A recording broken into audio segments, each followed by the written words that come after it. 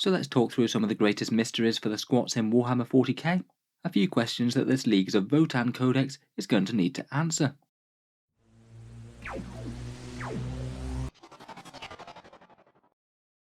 Hello and welcome back to Warspets Tactics, where as I'm sure most of you are aware, the squats are going to be returning to 40k, rebranded as the rather more sci-fi Leagues of Votann. A few days back we talked about a few potential units that might be returning, and today I just wanted to collate a few more of the hints, teasers and mysteries from the factions past, and talk about how they might express themselves in the new book. Here's a very brief overview of the squats in 40k. Originally I believe they were just called space dwarves, and also known as Homo sapiens rotundus, abhuman miners who evolved on high-gravity worlds on distant Imperial mining colonies. A lot of their home worlds are located around the galactic core, so I'm going to guess that that might be where the factions primarily base, if they are going to live in one specific section of the galactic map in 40k today. Squats basically just played very heavily into dwarves in space as an archetype, and maybe didn't have an absolute ton of stuff that made them different from what you'd expect from that. Relatively high technology, a love of asteroid mining, and a fondness for some very heavy armour and pickaxes. I guess maybe one of the more unique things about them was that they had a bit of a fondness for bikes and trikes. Dwarves in space who also happened to be a hairy biker gang maybe. In the lore's distant past they called the Age of Strife the Age of Isolation, where they kind of turned their back on mankind as a whole. They weren't conquered by the Great Crusade of the Imperium, and formed themselves into leagues of defence for their brotherhoods, harbouring bitter grudges against the Orcs and Eldar in particular, as you might expect for dwarves in space. As it seems likely that they're going to function as an independent league of abhumans, it's kind of interesting that the modern version might not fit in very well with any of the major dividers in 40k. They aren't really Imperium, aren't really Chaos, and strictly speaking aren't really Xenos either, as they did basically descend from humans. Models wise, in early 40k they really had quite a large number of metal infantry sculpts, including plenty of Chaos ones as well, and then these were followed by this plastic kit that you can see here on the right. Gradually less and less of these became available, until they eventually vanished from the catalogues that you could order Games Workshop's miniatures for back in 40k's infancy. Rules wise, their initial codex was found in a White Dwarf mini codex in Rogue Trader era 40k, then they got some basic 2nd edition 40k rules via their compendium, though they basically never got an actual full codex in 2nd edition Warhammer 40k, although one was certainly planned, they just never quite got round to it. Then basically, and so famously that their name became eponymous with races being removed from 40k, they of course never received a 3rd edition codex. It does beg the question that if Games Workshop had a functional line of models, why did they decide to mothball these guys while pressing on with all the other factions? Just anecdotally, I have heard that they weren't enormously liked by the fanbase back then, maybe felt a bit too simplistic, as a slightly cheesy port over from fantasy, and maybe a bit at odds with 40k's slightly more serious grimdark setting. Obviously, I'm sure a whole ton of people were really sad to see them go. It's really quite a painful idea that you could be building up a really big collection of miniatures that you've put lots of love into, and then Games Workshop just pulls the rug away from under you, and all of a sudden your quirky space dwarves can't actually be used in game, not unless you proxy them for other armies. I think that rug pull, particularly without Games Workshop making any statement about it, certainly left a lot of people very unhappy, which is basically why they've had cause to renew them ever since, even though I do strongly suspect that they were one of 40k's less popular factions at the time, as even if they didn't particularly like the design of the army, I don't think they'd want to pull one of their best-selling armies. What was really quite interesting is that Jervis Johnson wrote a big forum post in 2004. He's one of the greatest masterminds of 40k unfolding over the years and growing into what it's become today. It's kind of interesting to read someone of his sort of insights talking about how the design decisions were made, and his explanation was that it wasn't primarily to do with sales figures, it was more that their creation didn't really fit in well with the 40k setting. They thought they'd done a bad job of realising the faction, really didn't like the name Squats as well, and I can see why, to be honest. And in terms of the complete silence of communication and almost complete retconning of the fluff, he stated that they basically didn't want to tease people with an army that wasn't going to be coming back imminently, while also not completely closing the door on their return in the future. In the game's lore, this basically translated to a few brief hints that they were devoured by the Tyranids, which seemed to be the official line, though it wasn't exactly very fleshed out. Then pretty well nothing of any significance, aside from the squats being listed alongside ranks of abhumans and things. When these new leagues return, it's going to be interesting to see whether or not they embrace or revise this with the new Leagues of Votann. Are they going to be a race that's battled their way back from the brink of extinction, or are they going to be getting rid of that entire Tyranid hand-waving thing, and claim they've just been there all along? As part of trying to airbrush the squats out of 40k, it's interesting that they actually revised a novel called Inquisition War by Ian Watson. Apparently they swapped out a squat character for a tech priest, so I understand. Just seems like a bit of a strange unnecessary move. Maybe they just had a company policy that they weren't going to publish anything else that was to do with the squats, and that included novels. As we mentioned in that units video a few days back, Epic 40k did have really quite a lot of big war machines and things for the squats. Great big guns, including the Colossus and the Cyclops, and their famous land train. They arguably had a lot more complete and more interesting stuff in Epic, but then of course Epic Armageddon stopped being supported as well, and that basically closed the door on the old era of squats.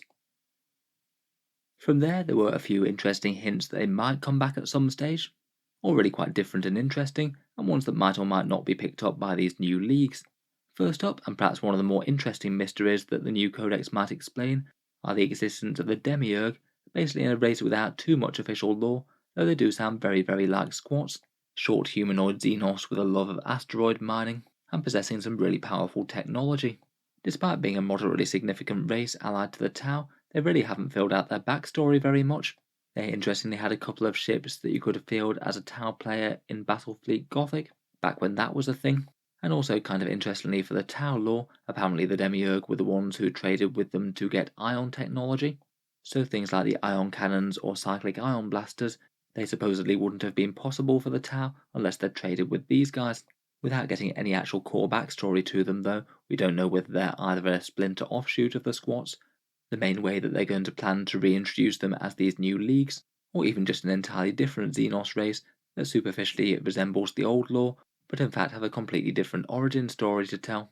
According to that same Jervis League, apparently they were kept around as a potential race that they might be able to make and expand at some stage, perhaps a reset for the squats but done better this time, but just got repeatedly sidelined by various other projects. After all, they do have a lot of scope for expanding all sorts of different factions in 40k, as well as adding various other ones to the game. I do feel like this is one of the more interesting things that they could clarify and how they tie in with the whole thing. And kind of interestingly, it could mean that these new leagues have the potential to ally either with Tau or the Imperium. It is a fairly common request from Tau players to have more expansion on their Xenos allies, and this could be a nice chance for that. Again, as I was saying earlier, I think it could give them a really interesting and unique place within 40k's Xenos Chaos Imperium divide. Then the best part of around 20 years passed. 40k and Games Workshop in general went through a bit of a golden age, where they actually started listening to fans a bit more again, doing market research and being a bit more self-aware as a company, actually acknowledging all the fan requests like Plastic Sisters and Squats, and then came out with this too for Necromunda, a squat bounty hunter and his Ammo Jack companion. They're called Grendel Grendelson and Ragnir Gunstein, basically putting squats back in canon in 40k, even if only a tiny offshoot of the lore. Games Workshop's recent article on Warhammer Community did say that some of the Necromunda squats supposedly trade with the Demiurge, so I guess that was further confirmation that there were still squats out there, even if there might not be very many of them perhaps. Then in the Psychic Awakening books there was a little transmission teaser. This was just a tiny little aside in the margin. I think it was in the Psychic Awakening Pariah one towards the end of 8th edition. Some kind of Imperial ship supposedly navigating the galactic core in the Grendel subsector, whatever that is. They state that they're being caught in a weaponized gravitational field from a strange ship, and the brief message ends Dogma cites them rendered extinct. That vessel belongs to the Squaw. Clearly a teaser that the squats are out there and active in 40k. GW does like to tease their new releases in little ways like this in previous books, though it is hard to know which bits to take the most serious when they just appear in margins and things. I believe similar books in Psychic Awakening both had teasers for Angron and Fulgrim. Again, I'm sure they'll return at some point, but it doesn't necessarily mean that they'll be soon. So that brings us on to the Leagues of Votann, nicely revealed in their mock April Fool's teaser, and then confirmed to be real in the next day. So far we haven't had an enormous amount of backstory on them either, though we do have a few interesting details. They are going to be a new fully fledged faction in 40k, and they'll ally with the Imperium, but still, as before, aren't actually part of it, and they do very much feel like they're having a rebrand from those ancient first edition days, where their armour seems a lot less ornate, a lot more sci-fi, high-tech pressure suits and plate armour, and the technology that they're packing does seem to be really quite nice indeed. I've seen a lot of people saying that the energy or heat weapon that the teased model has does look kind of Tau in origin for the technology. If you just remove the rivets from it, it really wouldn't look out of place on something like a new fancy battlesuit. I guess maybe that could be a nod to this whole demiurge thing. Maybe it'll turn out to be an ion weapon, fresh from the people who actually made them, rather than the Tau who just acquired them. Otherwise, the only other one that we've had shown off is in the artwork, a nice looking fancy power fist and a plasma pistol, and the same set of maybe spacesuit-like armor. In terms of the other teasers, they basically say they're going to be very high-tech, have a lot more Age of Strife technology available to them, including things that the Imperium considers to be heretical, very likely to be robots or AI. Humanity has had that kind of thing outlawed for millennia due to the Men of Iron rising up at the end of the Dark Age of technology and trying to wipe out humankind. For that reason, I could easily imagine some big chunky robots walking into battle alongside these guys, maybe something not too very dissimilar from the Castellan robots of the AdMech. Obviously, there's a lot we don't know. It's going to be interesting to see how these leagues function in the 40k galaxy as we know it today, but also how they bridge the gaps between the new fluff and the old, in particular where they've been all this time and why they're suddenly back now. Perhaps they've just been such a minor thing at a galactic scale that they've been ignored, certainly wouldn't be the first time in 40k. Perhaps all their homeworlds were just abandoned following the Tyranids scouring them dry, and they've had time to rebuild in the meantime. I guess that a bunch of them could have gone into stasis somewhere to re-emerge when it was safer, maybe similar to Necrons, or I guess they perhaps could have embraced a bit of techno-heresy, and perhaps a few survivors resurrect their society by rapidly cloning them and creating a new faction that bursts onto the scene. Otherwise, it's really not too hard to retcon things in 40k. You could simply claim a bit of warp time distortion weirdness, maybe they wind up coming out of the Great Rift in a whole load of fleets that were lost in the warp before, or just go for the good old they were there all along, we just didn't mention them, which I guess worked fine for the Imperial and Chaos Knights. I know that they were a thing in Epic, but it's not like they routinely came up in the lore at all, not before they had their Codex release and the new models. I guess that ties into why they're actually back now. Certainly from Games Workshop's perspective, they're really not too unexpected a release, I think. They have been mining the fan request and nostalgia mines pretty hard in 40k over the last few years. Things like Genestealer Cult, Adeptus Custodes, Plastic Sisters of Battle, even the reasonably recent release of the Adeptus Mechanicus, all of these have been part of the backstory, but either ones that were never realised in models, or have basically been neglected for a really, really long time. I feel like, as with the rest of these, they're going to be greeted with an initial big surge of enthusiasm. I'm sure lots of people will have fun picking up some armies of new exciting space dwarfs. It will kind of be interesting to see how that sustains though. I've heard anecdotally that Games Workshop's rather big Genestealer Cult range doesn't exactly sell very well. At least as a faction they do seem to be a fair bit behind some of the others.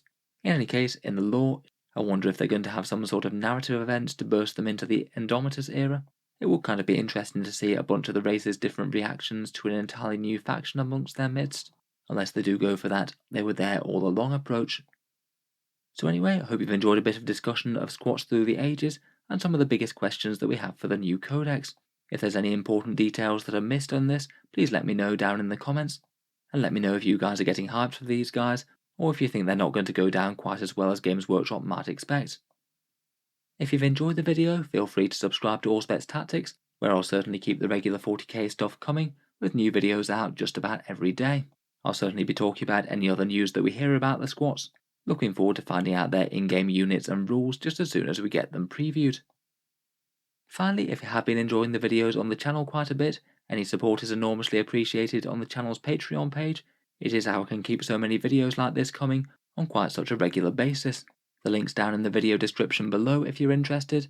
Channel patrons do get a fair few advantages, seeing certain videos early, regular votes to see what sort of things come next on the channel, and automatic entry into the regular prize giveaways with a chance to win some really big model kits each month. If any of that sounds good to you, or you'd just like to help support, the link is down in the video description. In any case, thank you very much for listening, rock and stone, and I'll hope to see you guys next time.